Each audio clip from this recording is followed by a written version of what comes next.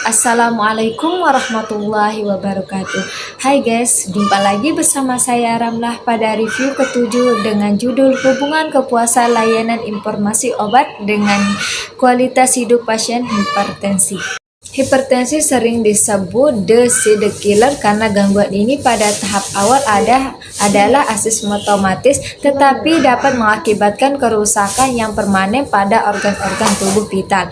Ada dua terapi yang dilakukan untuk mengobati hipertensi, yaitu terapi farmakologi dan terapi non-farmakologi. Terapi farmakologi yaitu dengan menggunakan obat-obatan antihipertensi yang terbukti dapat menurunkan tekanan darah. Sedangkan terapi non-farmakologi atau disebut juga dengan modifikasi gaya hidup. Layanan informasi tentang obat pada pasien hipertensi termasuk pelayanan kefarmasian yang paling penting untuk dilakukan agar menghindari masalah yang berkaitan dengan terapi obat yang dapat mempengaruhi terapi obat dan dapat mengganggu hasil yang diinginkan oleh pasien. Salah satu manfaat dari kepuasan terhadap pelayanan informasi obat adalah meningkatkan kepatuhan pasien dalam penggunaan obat secara rasional, sehingga kualitas hidup pasien meningkat yang dapat menjadi tolak ukur keberhasilan terapi. Metode penelitian yang digunakan pada penelitian ini adalah penelitian observasional analitik menggunakan desain cross-seksional dan dilakukan secara prospektif. Pengambilan sampel dilakukan dengan metode purposive sampling sebanyak 100 pasien hipertensi berusia 18-60 tahun yang mendapatkan layanan informasi obat. Analisis tingkat kepuasan pasien digambarkan dalam diagram Cartesius. Uji normalitas menggunakan uji kolmograf dan uji statistik menggunakan uji korelasi superior.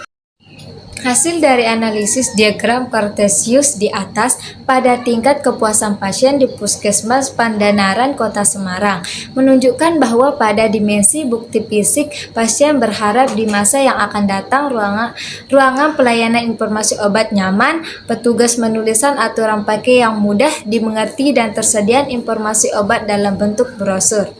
Sedangkan hasil dari analisis diagram Cartesius di atas pada tingkat kepuasan pasien di Puskesmas Kedung Mundu Kota Semarang menunjukkan bahwa pada dimensi bukti fisik yang menjadikan prioritas tinggi untuk memperbaikan adalah ketersediaan ruangan untuk pelayanan informasi obat. Hasil analisis kesenjangan dari kedua diagram Cartesius yang telah dilakukan, terdapat kesenjangan yang signifikan dan bernilai negatif antara harapan dan kenyataan yang dirasakan oleh pasien. Artinya, pasien belum mendapatkan pelayanan yang diharapkan di Puskesmas Pandanaran dan Puskesmas Kedung Mundu Kota Semarang. Hasil penelitian ini juga menunjukkan bahwa mayoritas pasien memiliki kualitas hidup baik, yaitu sebanyak 96%. Hal ini dapat dilihat berdasarkan masing-masing domain yang termasuk dalam komponen fisik dan komponen mental, yang dimana komponen fisik terdiri dari domain fungsi fisik, peranan fisik, rasa nyeri, dan kesehatan umum. Sedangkan komponen mental terdiri dari domain fungsi sosial, pilatitas, kesehatan mental, dan peran emosi. Skor kualitas hidup pasien di Puskesmas Pandanaran dan Kedung Mundu Kota Semarang dapat dilihat pada tabel di atas. Berdasarkan hasil uji statistik untuk analisis bivariat di atas, didapatkan nilai signifikasi Spermanrow yaitu 0,556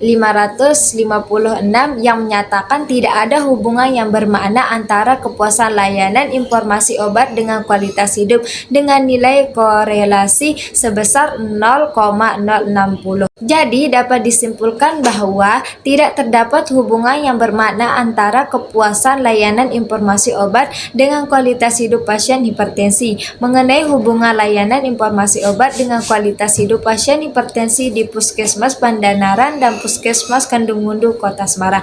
Sekian, wassalamualaikum warahmatullahi wabarakatuh.